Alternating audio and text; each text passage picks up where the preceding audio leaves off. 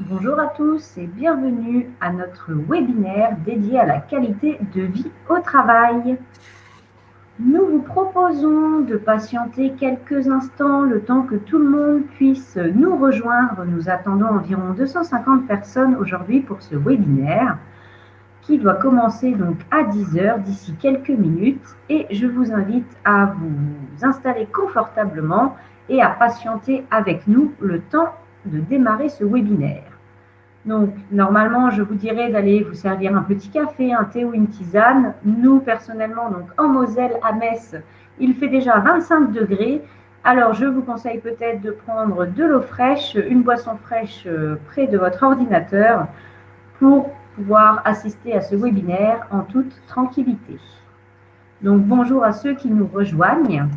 N'hésitez pas à bonjour Brigitte qui nous dit bonjour. Donc, effectivement, vous avez un onglet questions situé sur l'onglet sur la droite de votre écran. N'hésitez pas à nous dire si vous nous entendez bien, si le son est bon, si jamais vous deviez avoir un souci de connexion ou des lenteurs au niveau de la présentation. Alors, pas d'inquiétude, donc cela vient de votre connexion Internet. Vous aurez accès au replay à la fin de la présentation. Vous le recevrez automatiquement par mail. Voilà, bonjour à tous pour ceux qui nous rejoignent. Merci Lydie pour votre retour, son et image OK, c'est parfait. Donc tout le monde se connecte petit à petit, le compteur monte. Je vous propose de patienter encore quelques instants avant que nous commencions ce webinaire dédié donc à la qualité de vie au travail pendant cette semaine qui était dédiée à la QVT.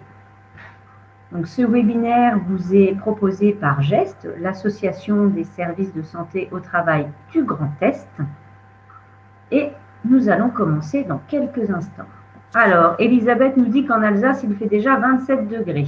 Effectivement, en plein soleil, on chauffe. Aujourd'hui va être une journée chaude, mais les orages arrivent et tout cela va permettre de faire redescendre la température. Après le mois de mai que nous avons eu, on ne va pas forcément se plaindre d'avoir un peu de soleil et de chaleur.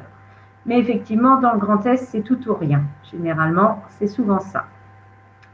Donc, bonjour à ceux qui nous rejoignent. Vous êtes bien au webinaire sur la qualité de vie au travail et on vous demande de patienter quelques instants le temps de pouvoir accueillir tout le monde puisque nous attendons environ 250 personnes aujourd'hui. Voilà, donc encore 1 ou 2 minutes de patience. N'hésitez pas sur l'onglet questions situé à votre droite de nous dire si vous nous entendez bien. Cet onglet vous permettra également de poser des questions pendant le webinaire. Sachez que celles-ci sont totalement individuelles. Bonjour Cindy. Donc je vois que tout le monde nous entend, donc c'est parfait. Encore quelques secondes de patience et nous allons démarrer ce webinaire.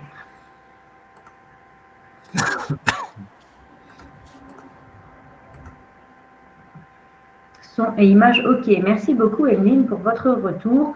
Donc encore une fois pour les gens qui nous rejoignent, pas d'inquiétude si vous perdez une connexion ou qu'il y a des lenteurs, le replay sera disponible directement à la fin du webinaire, vous le recevrez par mail. Merci Denis pour votre retour. Eh bien écoutez, il est 10h03, donc on va commencer ce webinaire. Nous attendons environ 250 personnes. Les gens pourront nous rejoindre au fur et à mesure. Donc, sans plus attendre, je vous propose de lancer ce webinaire dédié à la qualité de vie au travail. Alors, je suis Claire Grunder, responsable communication au sein du service Agestra en Moselle. Et aujourd'hui, nous allons vous parler du travail ensemble en phase de crise. Comment, dans la crise sanitaire que nous vivons depuis 1 an et demi, nous pouvons retravailler bien ensemble. Pour m'accompagner aujourd'hui, j'accueille notamment Cécile Gobert, psychologue du travail à l'AST 67, et Olivier Ries, médecin du travail au CIST Centre-Alsace. Dans les starting blocks que vous ne voyez pas, mais qui sont là en back-office pour répondre à vos questions sur l'onglet situé à votre droite, nous avons Diane Leterrier et Pierre Demonceau, tous deux psychologues du travail chez Agestra et à l'AST 08, ainsi que Cynthia Ladu, infirmière en santé au travail chez Agestra. Nous remercions également Frédéric Gallois, qui n'est pas présente aujourd'hui, psychologue au STSA, mais qui a participé vivement à l'élaboration de ce webinaire. Celui-ci va durer environ 45 minutes. Pendant que nous vous présentons le webinaire, vous pouvez donc poser vos questions sur l'onglet situé à votre droite. Celles-ci sont totalement privées et notre équipe peut y répondre, donc surtout n'hésitez pas. Encore une fois, le webinaire sera disponible à la fin en replay de notre présentation et vous retrouverez également la présentation en PDF sur le site de l'association GEST. Alors, qu'allons-nous voir aujourd'hui pour ce webinaire? Donc, tout d'abord, nous allons vous faire une brève introduction pour vous expliquer ce qu'est la qualité de vie au travail. Puis, nous ferons un focus sur les acteurs en entreprise pour comprendre de quelle manière elles s'articulent. Nous ferons également des constats et parlerons des problématiques soulevées notamment avec la crise que nous vivons actuellement depuis 1 an et demi, donc avec la Covid-19. Et enfin, on rentrera un peu plus dans le concret pour la dernière partie de ce webinaire en vous parlant d'une part des outils qui vous permettent de recréer le lien qui a pu se casser ces derniers mois, en vous présentant des exemples concrets avec les outils mis en place pour ces exemples, et enfin, se dire que fait-on maintenant après. Alors Olivier, donc médecin au travail au CIST Central Alsace, je vous laisse nous en dire un peu plus sur la qualité de vie au travail. Bonjour Olivier. Bonjour, merci Claire. Eh bien, je pense qu'il est nécessaire de rappeler rapidement ce qu'est la qualité de vie au travail, même si je me doute que vous avez quelques notions là-dessus. Donc, d'après l'ANACT, c'est une démarche qui consiste à faire en sorte que le salarié se sente bien dans son entreprise pour permettre à l'entreprise d'être plus performante et de réduire les problèmes d'absentéisme, de faciliter les changements et les problèmes de production. Donc, cette démarche nécessite évidemment que tout le monde travaille ensemble au sein d'un même objectif.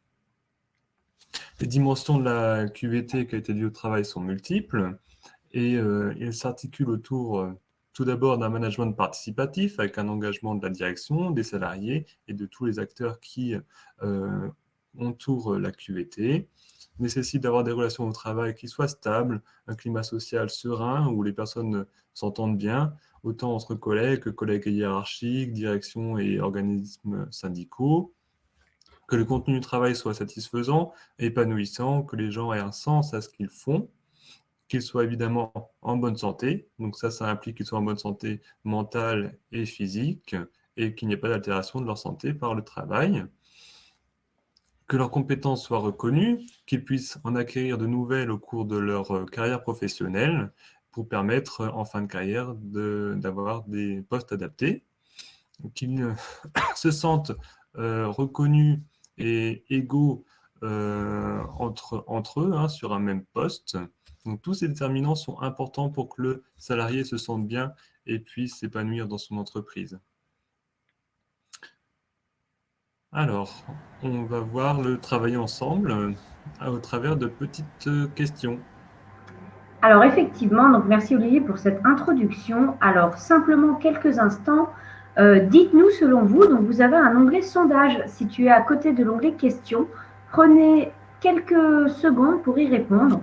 Alors pour vous, travailler ensemble, c'est d'abord faire partie de la même entreprise, avoir des objectifs communs, nouer des liens sociaux et amicaux avec vos collègues ou être dans l'entraide. Donc n'hésitez pas, prenez quelques secondes, je vois que les réponses arrivent. Donc vous avez l'onglet sondage situé sur votre droite. Donc dites-nous, et Olivier, je vais vous dire quelle est la tendance. Alors ça répond. C'est serré entre deux réponses. Alors, on est très serré entre être dans l'entraide et avoir des objectifs communs. Alors c'est normal que ça soit serré, c'est deux composants essentiels de la qualité de vie au travail, même si toutes les autres propositions étaient importantes. Et on verra ça un peu plus dans le détail tout à l'heure. Alors effectivement, donc merci à tous pour répondre. On arrive à la fin du sondage et on a vraiment à équivalence ces deux notions qui arrivent à chacune 40%, puis nouer des liens et ensuite faire partie de la même entreprise. Alors maintenant, nous allons parler des freins. Alors, un nouveau sondage vient d'apparaître, donc de la même manière, prenez quelques secondes. Alors, quels sont pour vous les freins au bien travailler ensemble? Vous pouvez sélectionner plusieurs réponses. Alors, une mauvaise organisation du travail, un manque de matériel, un manque d'envie ou de motivation, la mésentente entre les collègues, les pressions subies ou le manque de communication avec la hiérarchie. Alors, de même, on vous laisse quelques secondes pour y répondre. Alors, la tendance va vers... Alors, c'est bien, vous êtes nombreux à répondre, donc c'est très, très interactif, ça change au coup par coup. Alors, la tendance va vers la mauvaise organisation du travail, la mésentente entre les collègues et le manque de communication avec la hiérarchie. Ces trois éléments arrivent quasiment à 20% chacun en tête de Ouais, liste. c'est ceux qu'on retrouve le plus souvent, hein.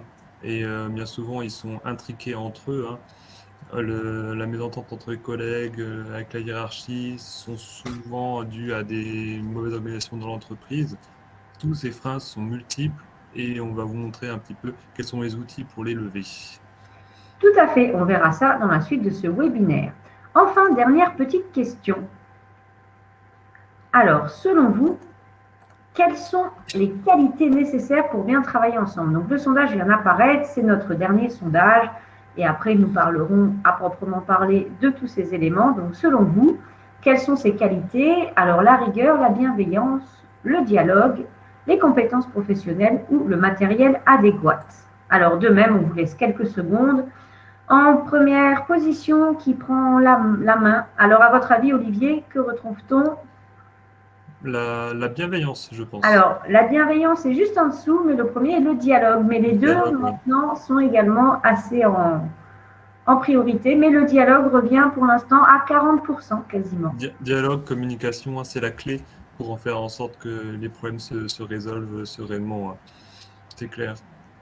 Donc, effectivement, alors merci à tous pour avoir joué le jeu et nous permettre voilà, de lancer ce webinaire. Donc maintenant, rentrons dans le vif du sujet. Quels sont les différents acteurs de la qualité de vie au travail en entreprise, Olivier? Alors, ils sont nombreux et on va prendre un tout petit peu de temps pour s'appuyer dessus, les présenter. Donc, il y a ceux qui sont internes à vos entreprises et ceux que vous pouvez solliciter en externe. Donc, en interne, évidemment, le premier et le plus important, on va dire, c'est le salarié, hein, celui qui constitue l'entreprise, qui est la première personne à solliciter, la première personne également à souffrir d'une dégradation de ses conditions de travail. Donc, ces salariés sont vifs, ils connaissent leur métier, sont source de propositions. L'important est vraiment qu'ils se sentent écoutés, soient écoutés, que les mesures qui sont proposées puissent être soutenues dans la mesure du possible, avec un soutien de leur hiérarchie. Donc, la direction, c'est l'autre tête de cette QVT, puisque c'est eux ou lui ou elle qui est garant de la santé physique et mentale des collaborateurs. C'est la direction qui met en place les concepts, la vision d'entreprise, qui dialogue, qui fait descendre les informations pour que le salarié se sente bien, qu'il soit plus performant, qu'il y ait moins d'accidents, d'arrêts maladie, et qui est également source d'une cohésion sociale entre les différents individus qui forment l'entreprise. À côté de ça, tout aussi important, c'est les managers de terrain, de proximité, qui sont là pour motiver les salariés, les opérateurs, qui écoutent leurs besoins, qui font remonter ces besoins à la direction, à la hiérarchie, et c'est eux qui sont experts de leur domaine et qui sont source de propositions également.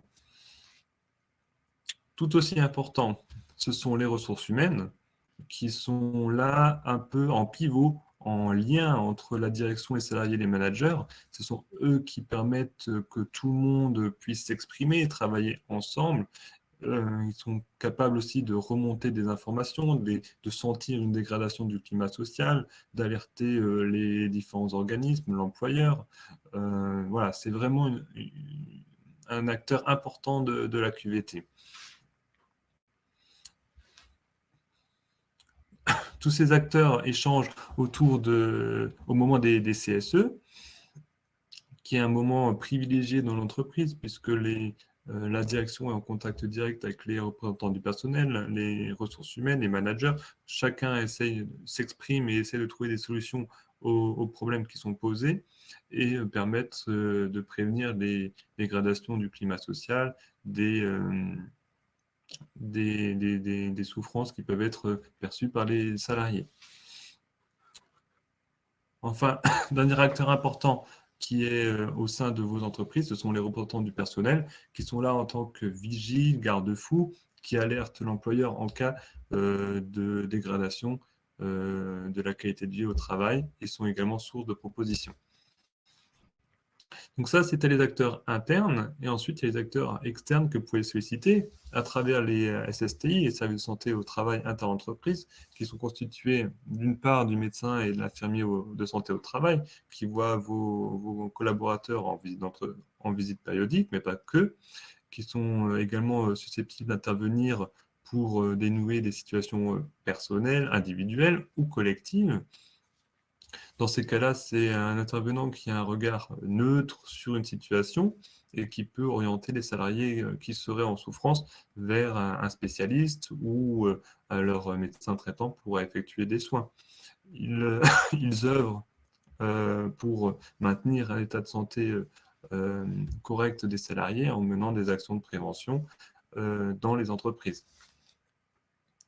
Donc, il existe aussi des psychologues du travail qui sont au sein des services de santé interentreprises ou alors qui travaillent en externe et qui ont une activité de prévention et non thérapeutique.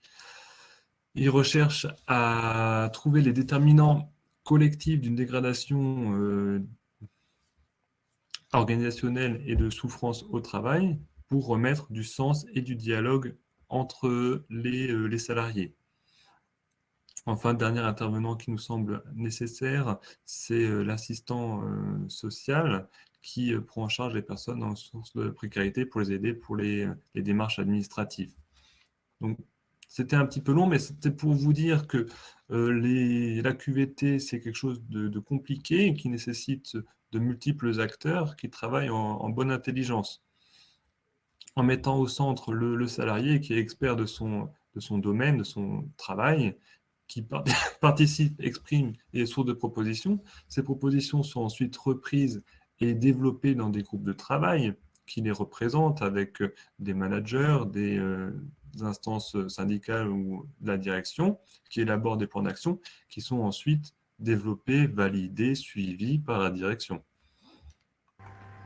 Merci beaucoup Olivier. Donc effectivement, il fallait prendre un peu de temps pour poser les différents acteurs et comprendre comment la QVT peut s'articuler en entreprise. Alors pour cette dernière partie, alors si vous arrivez à parler un petit peu plus fort, nous avons eu des retours comme quoi vous entendez de loin. Alors n'hésitez pas à parler un peu plus fort. Donc parlez-nous de la Covid-19. Quels sont les constats et les problématiques rencontrées par rapport à la qualité de vie au travail et au travailler ensemble, Olivier? Oui, alors la Covid-19, ça a vraiment tout changé, hein. Si on se rappelle un petit peu l'historique, donc en mars 2020, on s'est retrouvés tous en confinement, en télétravail forcé, ce qui a entraîné des perturbations majeures pour les entreprises, hein, puisque la plupart d'entre elles étaient au balbutiement du télétravail et se sont retrouvées un petit peu propulsées, obligées de passer le cap.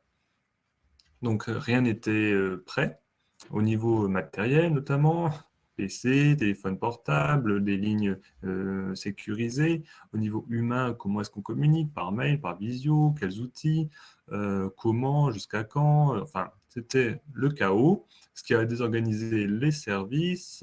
Certaines tâches étaient télétravaillables, d'autres pas, mais tout le monde était quand même à la maison autant que possible. Les consignes gouvernementales étaient floues pendant plusieurs semaines, voire mois au début de l'épidémie, ce qui a entraîné un contexte d'incertitude, de flou pour tout le monde, autant pour les salariés que pour leurs responsables.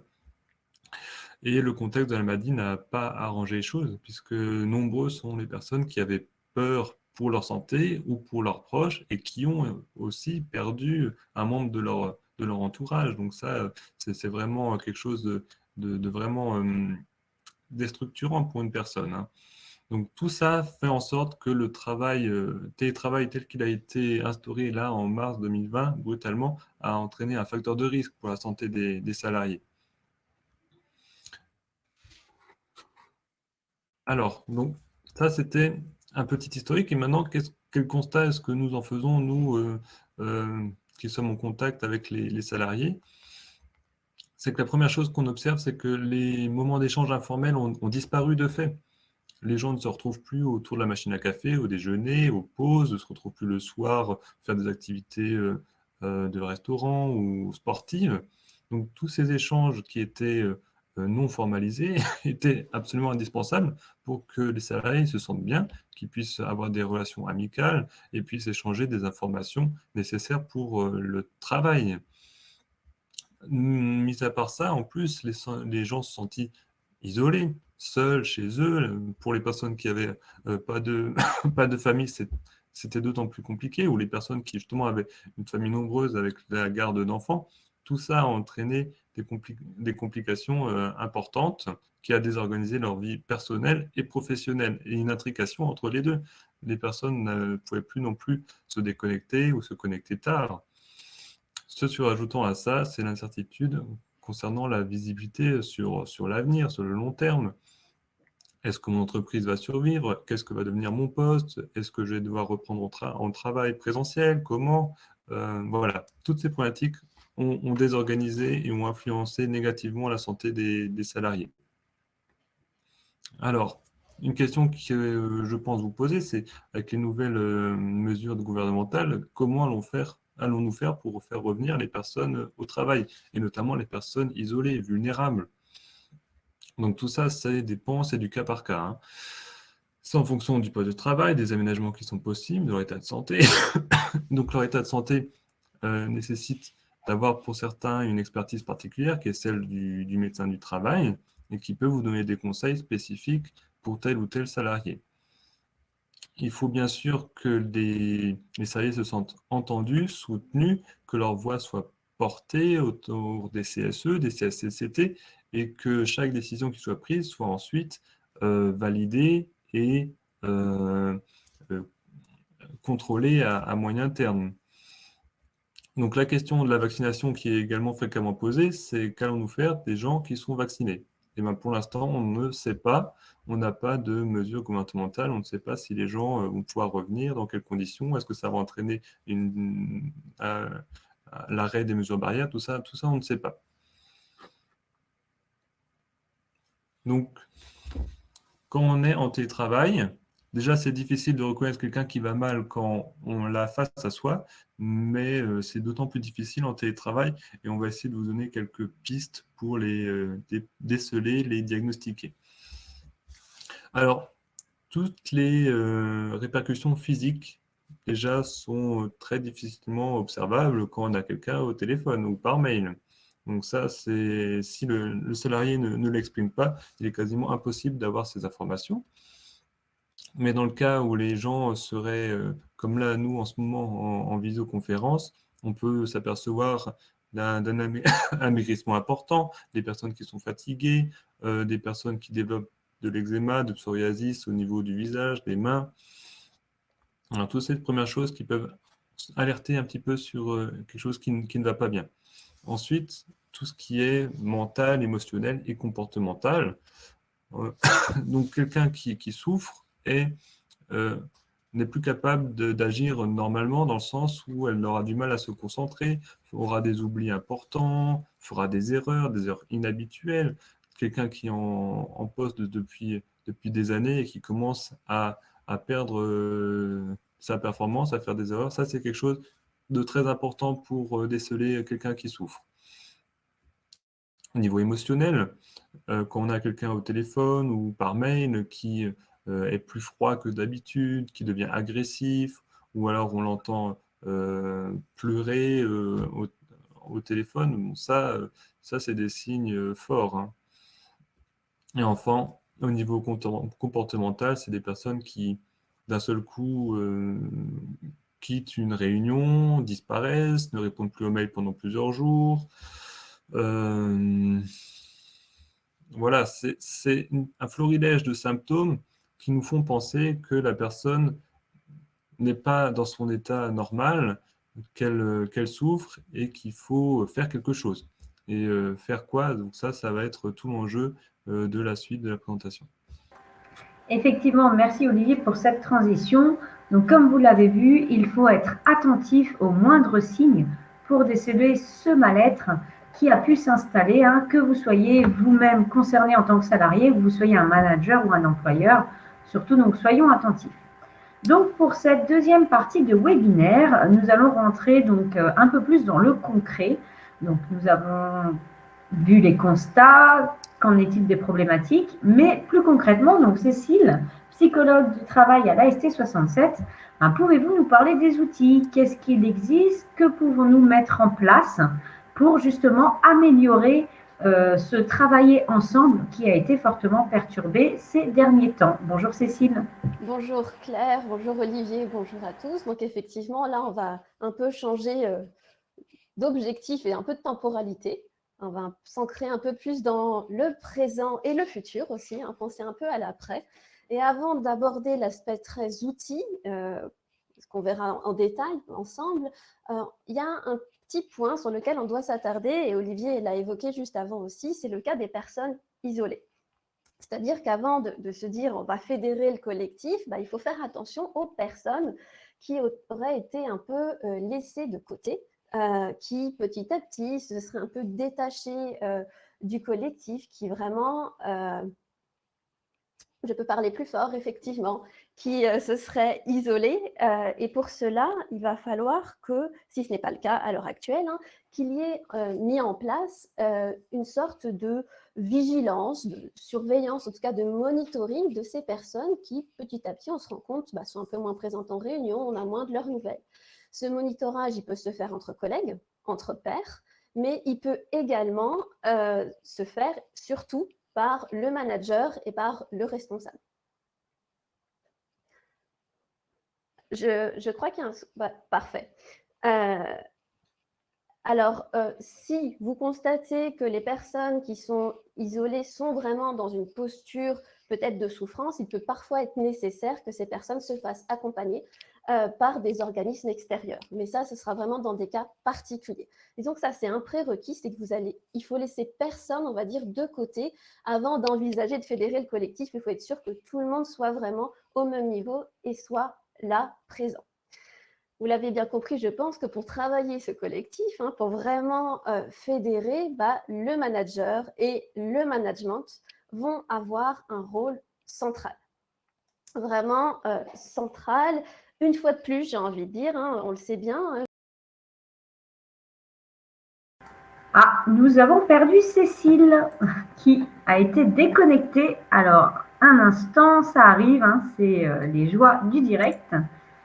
Alors, je vais remettre Olivier en attendant le PowerPoint en grand. Et donc, Cécile, alors, qui a été déconnectée, la voici. Cécile, je vous fais revenir sur scène. Alors, désolé hein, pour ce contretemps, hein, ça arrive, hein, malheureusement, en fonction des connexions Internet, il se peut que nous ayons des petites déconnexions. Alors, donc Cécile, je vous réinvite sur scène. Est-ce que vous y arrivez ou pas? Donc, je vous propose, c'est le moment d'aller vous chercher une boisson, le temps que Cécile revienne. Alors, donc Cécile est revenue. Il faut réactiver votre caméra en espérant que vous ayez assez de connexion Internet.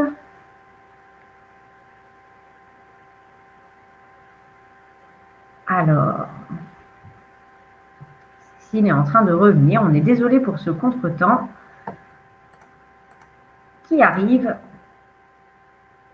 Alors, je n'arrive pas à refaire revenir Cécile, qui a priori a des soucis de connexion.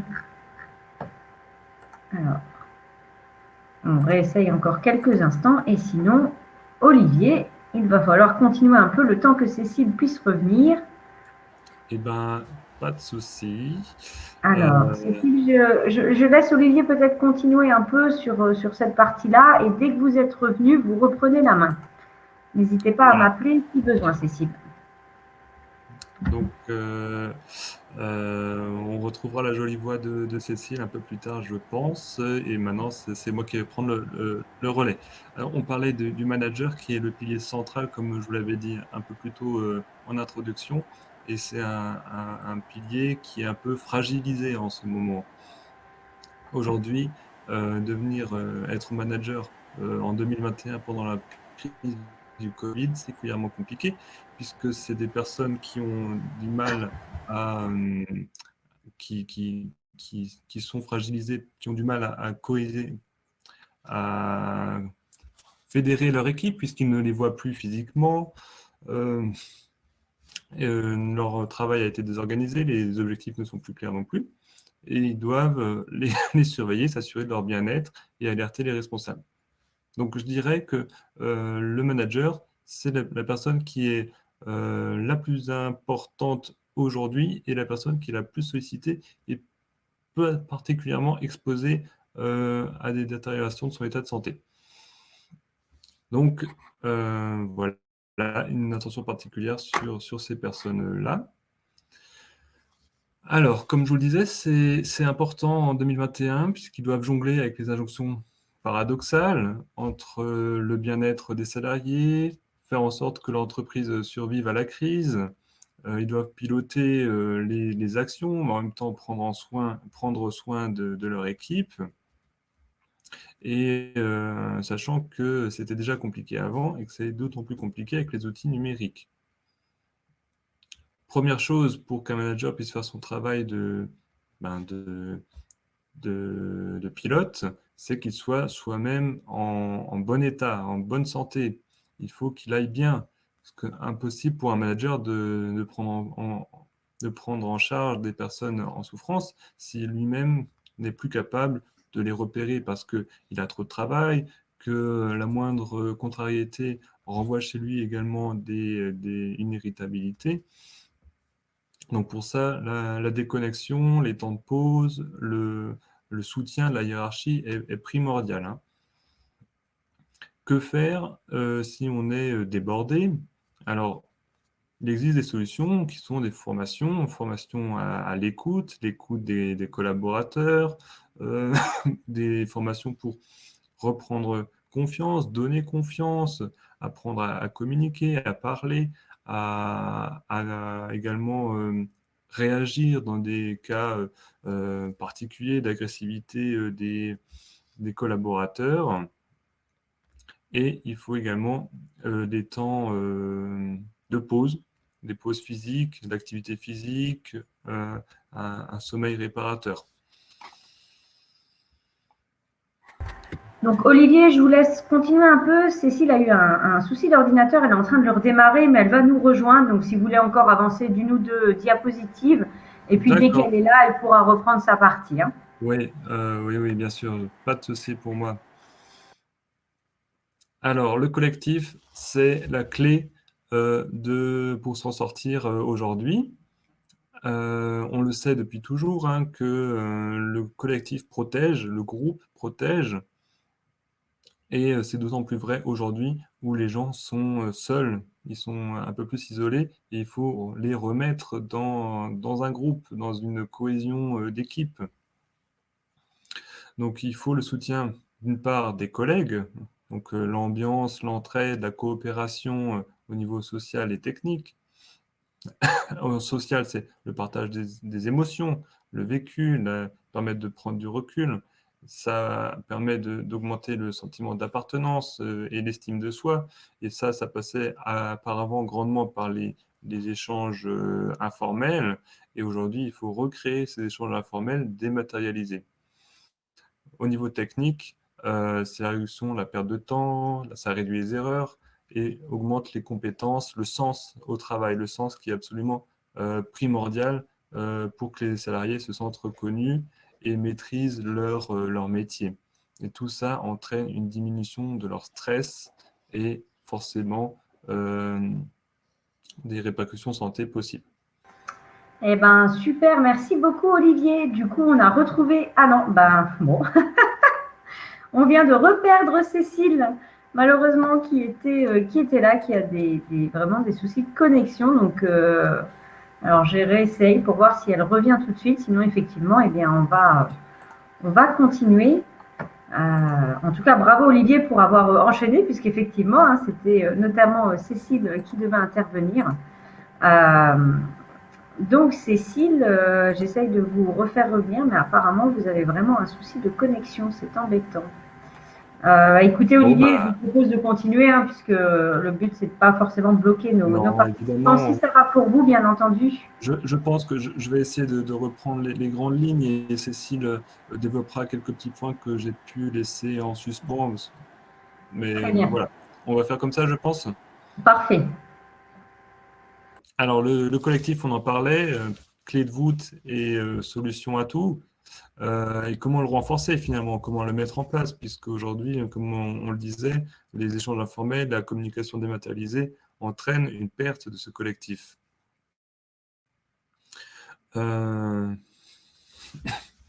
Donc, les espaces de convivialité peuvent être créés et renforcés même en temps dématérialisé, avec des pauses qui peuvent être créées au sein d'une plateforme avec des échanges comme ça, où les gens peuvent un petit peu entrer en interaction les uns avec les autres, ce qui permet aussi de connaître d'autres collègues avec qui on n'a pas forcément l'habitude d'échanger.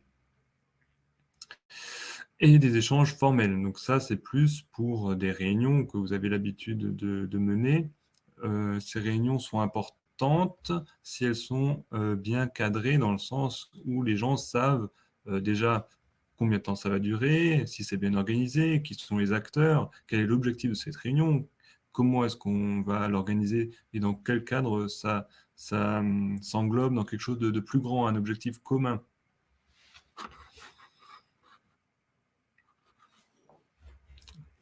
Alors, le travail à distance, comme on l'a dit, c'est un facteur de risque psychosocial important et il faut essayer d'en limiter les effets négatifs sur la santé des personnes.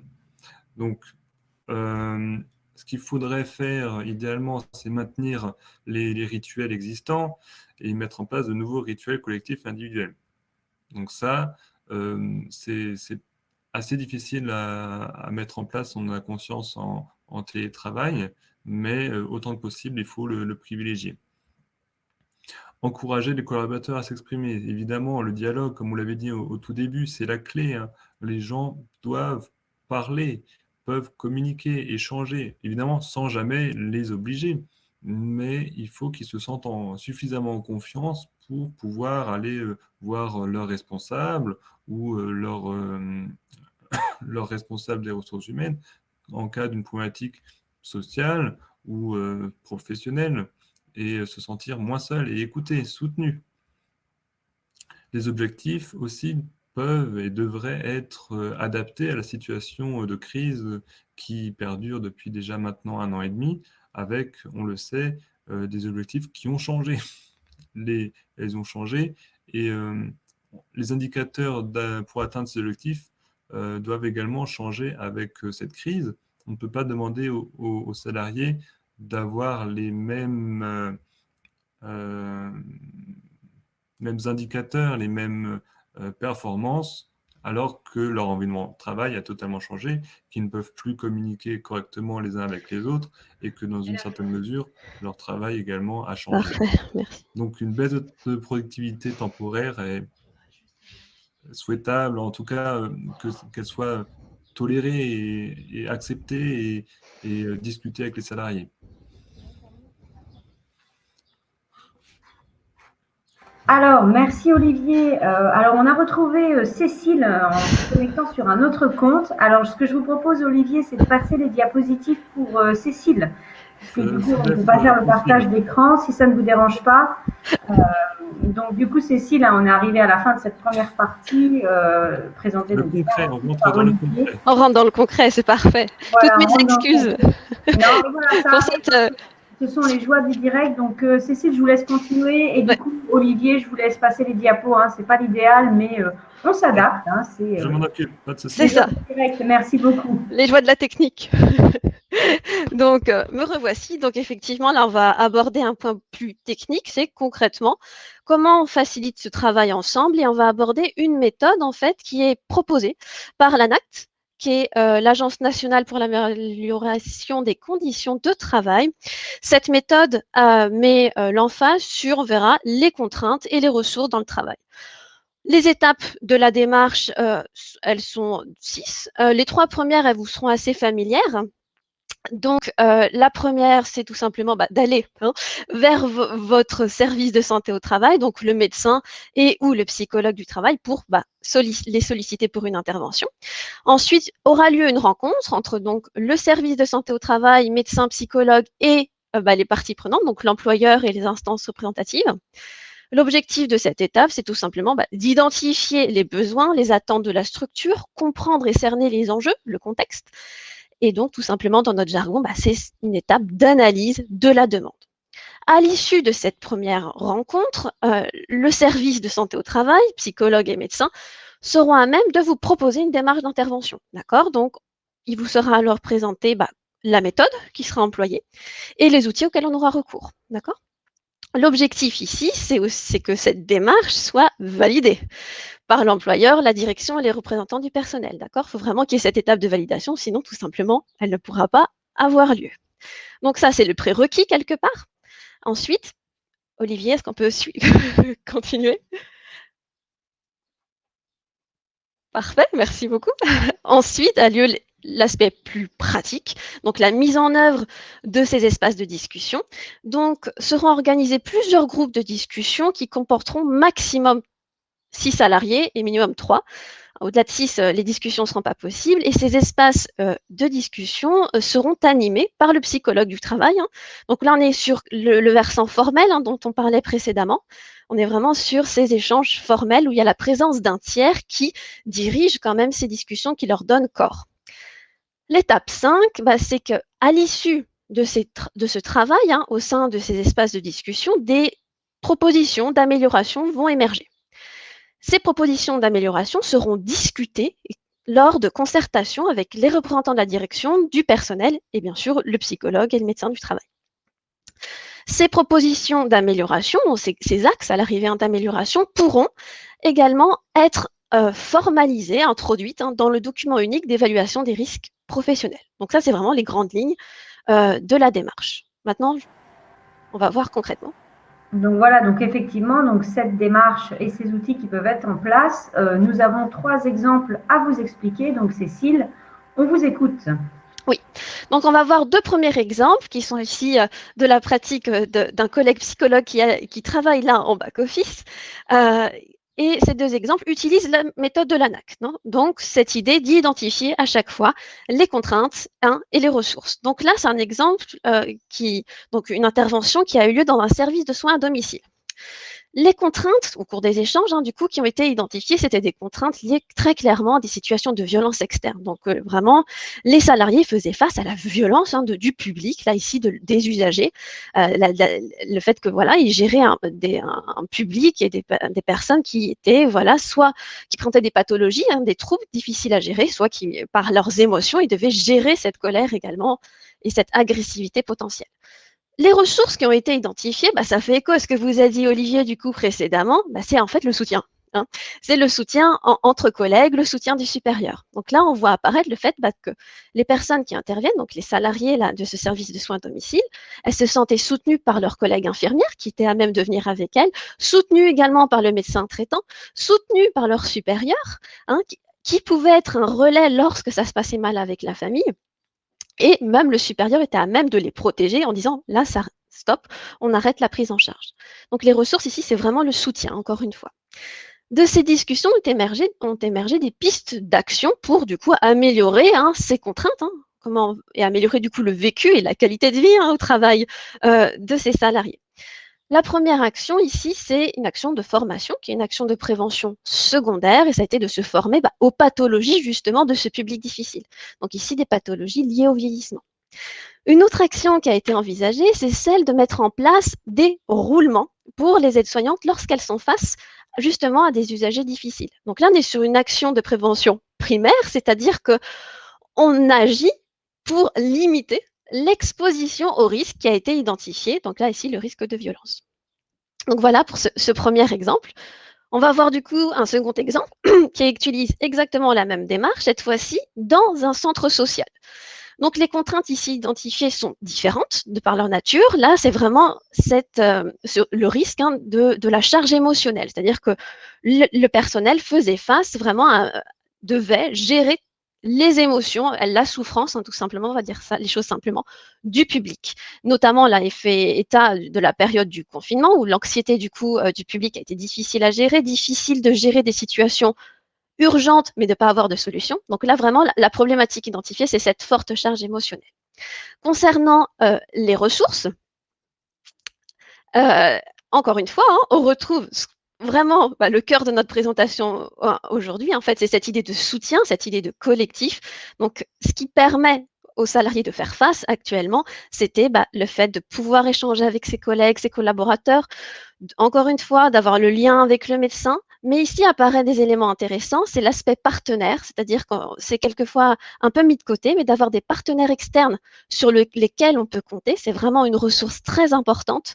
Et également d'avoir du temps, d'avoir un espace temporel pour décompresser, pour relâcher cette pression, parce que voilà, la charge émotionnelle, à un moment donné, on l'engrange, mais il faut avoir un temps aussi pour décompresser. Les actions qui ont été du coup proposées par les salariés, c'était des actions là vraiment aussi très concrètes. Tout simplement le recrutement de professionnels experts des populations auxquelles ces personnels faisaient face. Donc recruter un travailleur social, un éducateur de rue, mais on voit encore aussi apparaître cette logique de formation, donc encore une fois des actions de prévention secondaire, se former ici, notamment aux problématiques liées au handicap, aux addictions, ou encore mettre en place un groupe de travail sur l'accompagnement de ces nouveaux publics, un groupe de travail qui va permettre du coup de s'exprimer collectivement. Enfin, on va voir un troisième exemple, et c'est important de présenter celui-ci, c'est d'ailleurs l'exemple d'Olivier, qu'Olivier nous a rapporté. C'est parce que celui-ci, il utilise en fait une méthode différente. Il utilise une méthode un peu différente, et c'est important parce que vous verrez que la méthode va dépendre de votre contexte et de vos souhaits aussi. Donc là, l'intervention a eu lieu dans un bureau d'études et tout a démarré par une alerte d'une salariée par rapport à une problématique de santé liée notamment aux conditions de travail. Et émerge aussi de façon sous-jacente un conflit avec le responsable hiérarchique. La démarche ici qui a été entreprise est différente, a consisté à rencontrer l'ensemble des salariés et le responsable pour déterminer les déterminants collectifs sur lesquels il était possible d'agir. Donc là, ça veut dire que ce qu'il a été choisi, c'est de s'extraire de cette dynamique où c'est juste un conflit interpersonnel avec le responsable hiérarchique. Non, de s'extraire, d'avoir cette approche collective. Et on va voir ici que là, cette approche collective, elle a permis du coup d'identifier qu'il ne s'agissait pas juste d'une problématique de personnalité incompatible, loin de là, qu'il s'agissait effectivement d'une problématique organisationnelle et notamment ici de justice organisationnelle, puisqu'à l'arrivée, la répartition du travail était perçue comme inéquitable entre les collaborateurs. Les collaborateurs se sentaient peu reconnus dans leur travail et on arrivait même à perdre du sens au travail. Et bien entendu, ça on s'en doute bien, la crise sanitaire et le travail à distance n'a fait qu'exacerber ces problématiques déjà présentes.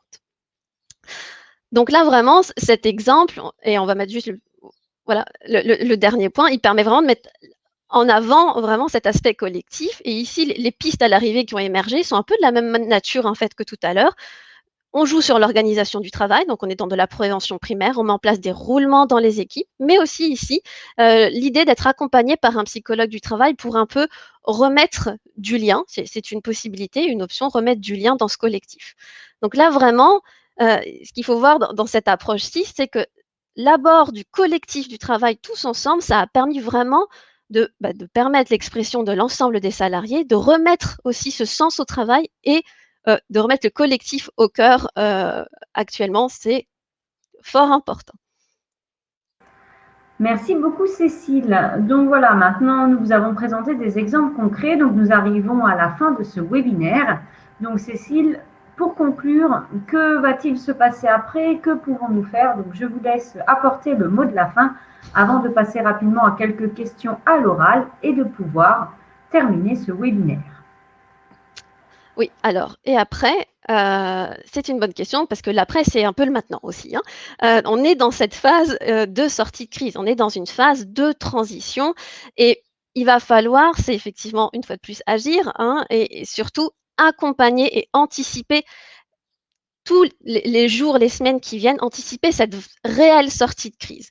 Donc, il va falloir bien accompagner le retour à temps plein des salariés, surtout en anticipant les frictions et les conflits qui auraient pu être générés par le travail à distance, et ça, je pense que vous voyez bien de quoi je parle, hein, tout simplement, se créent très vite hein, des sous-groupes de ceux qui sont jamais venus sur site, de ceux qui sont venus tous les jours. Et ça, il faut l'anticiper, mettre les choses à plat avant de pouvoir reprendre un rythme plus commun.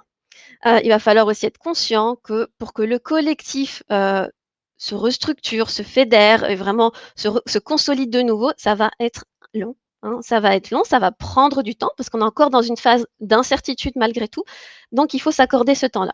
Et un dernier point très important, c'est accepter toutes et tous, hein, managers, non managers, que ça ne sera jamais vraiment comme avant. C'est-à-dire que ce sera jamais, on n'aura jamais vraiment exactement la situation qu'on a connue avant la crise. Ça va prendre une nouvelle forme et ça, il faut l'accepter. Pour ça, il faut vraiment que cette sortie de crise soit bien accompagnée. Et une fois de plus, le manager, je le sais, a un rôle vraiment crucial dans cette démarche. Et quand je dis accompagnement, je dis qu'on est présent quelque part. Hein. En tout cas, nous, services de santé au travail, on est là pour vous accompagner dans toutes les démarches que vous allez ou que vous souhaitez, que vous envisagez d'entreprendre qui ont trait à la santé. Qu'il s'agisse d'une démarche de qualité de vie au travail, une démarche d'évaluation des risques psychosociaux, nous, on est là. À partir du moment où la santé est votre objectif, nous serons présents, puisqu'à l'arrivée, une démarche de qualité de vie au travail ne peut aboutir que si les salariés sont en bonne santé. Une démarche d'évaluation des risques psychosociaux, son objectif central, c'est tout simplement la préservation de la santé des collaborateurs. Et quand je dis nous tous, hein, nous, services de santé au travail, hein, nous sommes une équipe pluridisciplinaire. Olivier, on peut peut-être passer à la slide suivante. Voilà, nous sommes des équipes pluridisciplinaires, hein, on vous accompagne au quotidien, en tout cas, on le fait au mieux et on agit pour ça. Et nous, c'est médecins du travail, infirmiers en santé au travail, psychologues, ergonomes. Vous le savez, ça fort bien, c'est qu'on voilà, on agit dans le cadre du suivi des salariés, mais on a aussi des actions plus larges et plus diverses, hein, de veille et de sensibilisation, d'action en entreprise, mais également de conseil et de prévention. Donc, si jamais, et ce sera là, du coup, effectivement, le mot de la fin, vous envisagez de mettre en place une démarche de prévention, une démarche même de qualité de vie au travail, il y a, on va dire, 4 prérequis, 4 conditions sine qua non pour qu'elle se passe bien. Tout d'abord, c'est qu'il faut qu'une relation de confiance s'établisse avec votre service de santé au travail, dans le sens où il faut qu'on agisse de concert, main dans la main, pour vraiment être à même d'avoir ces moyens d'action. Ensuite, ça vous est assez familier, il faut, sera mis en œuvre, c'est une démarche participative et collective. Ensuite, il faut garder à l'esprit qu'une démarche de prévention, son objectif et unique objectif initial, c'est la santé. C'est la santé, ce n'est pas motiver les collaborateurs, ce n'est pas augmenter la satisfaction, ça vient après, il n'y a aucun souci.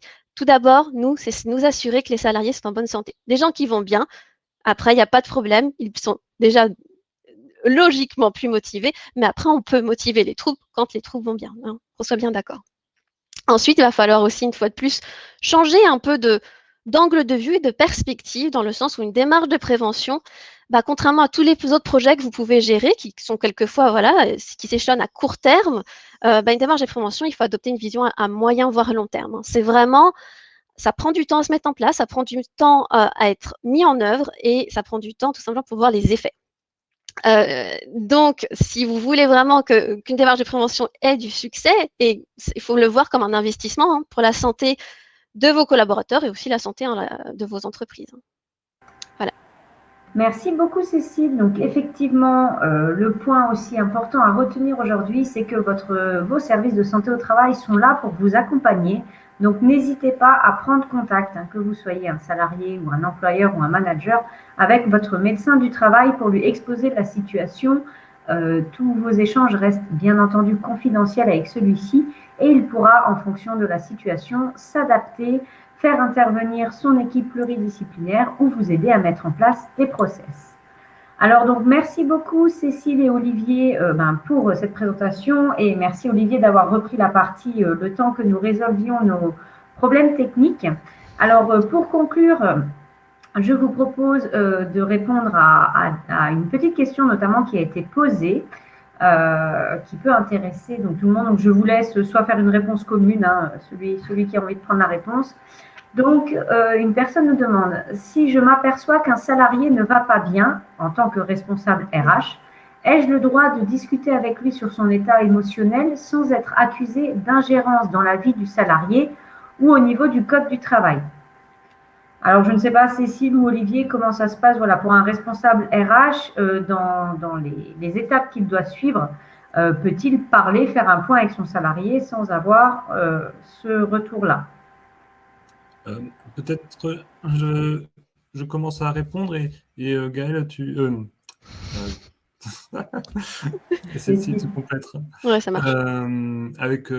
Lorsque tu parlais du mode de management particulier, hein, je pense que c'est tout à fait nécessaire de parler à un salarié qu'on a identifié comme étant fragile ou fragilisé ou en souffrance pour comprendre comment est son état d'esprit, quelle est la gravité de la situation. Et il n'est pas du tout possible de reprocher à quelqu'un d'avoir cette démarche, surtout si elle est bienveillante, hein. En fonction des informations ou de la discussion que vous pourriez avoir avec votre salarié, vous pouvez ensuite l'orienter vers un médecin, son médecin traitant, si les soins sont importants et nécessitent une intervention urgente, ou le médecin du travail, pour avoir un avis différent d'orientation. En tout cas, ce que je dirais, c'est que si jamais vous décidez de l'orienter vers un médecin du travail, il faut être transparent, clair sur la démarche. Qu'est-ce que vous en attendez?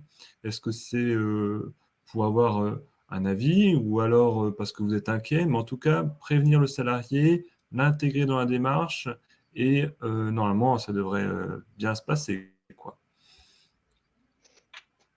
Oui, tout à fait. Moi, je n'ai pas grand-chose à rajouter, si ce n'est que il n'y a pas d'ingérence dans le sens si ça reste aussi autour du travail.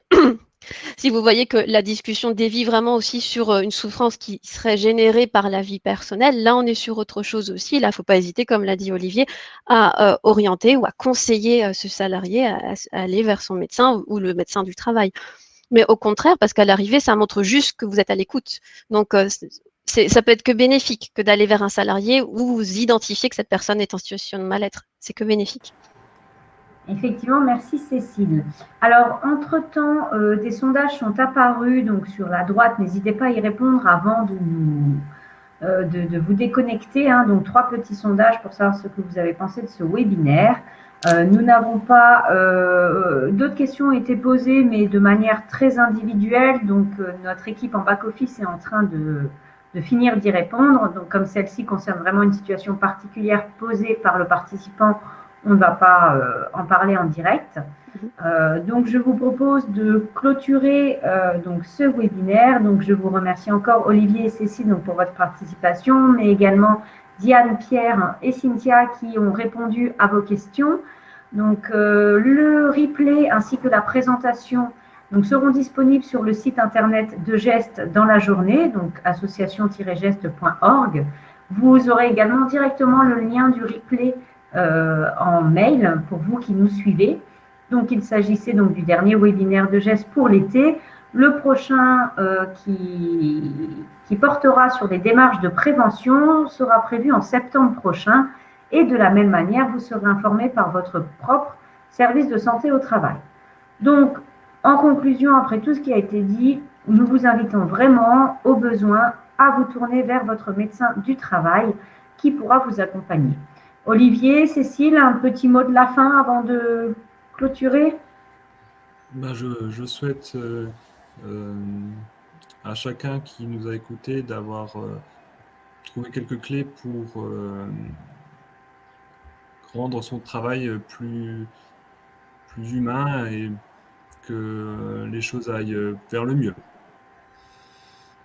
Oui, c'est un très bon mot de la fin. Et moi, j'aurais une attention aussi particulière pour les managers, parce que pour moi, ça reste important, c'est que pour qu'une équipe aille bien, hein, il faut quand même que le manager aille bien. Donc, il ne faut pas hésiter quand même. Hein. Quand vous êtes manager, il y a des actions qui sont entreprises par les différents services de santé au travail. On est là pour vous accompagner car à l'arrivée, vous êtes un pivot essentiel pour la santé du collectif. Voilà. Eh bien, parfait. Eh bien, merci encore. Du coup, je vous souhaite à tous une bonne journée. Prenez soin de vous, profitez du soleil sans trop de chaleur, protégez-vous également. Et donc, GEST, l'association des services de santé du Grand Est, vous donne rendez-vous en septembre prochain pour son nouveau webinaire. Bonne journée tout le monde. Au revoir. Au revoir. Au revoir.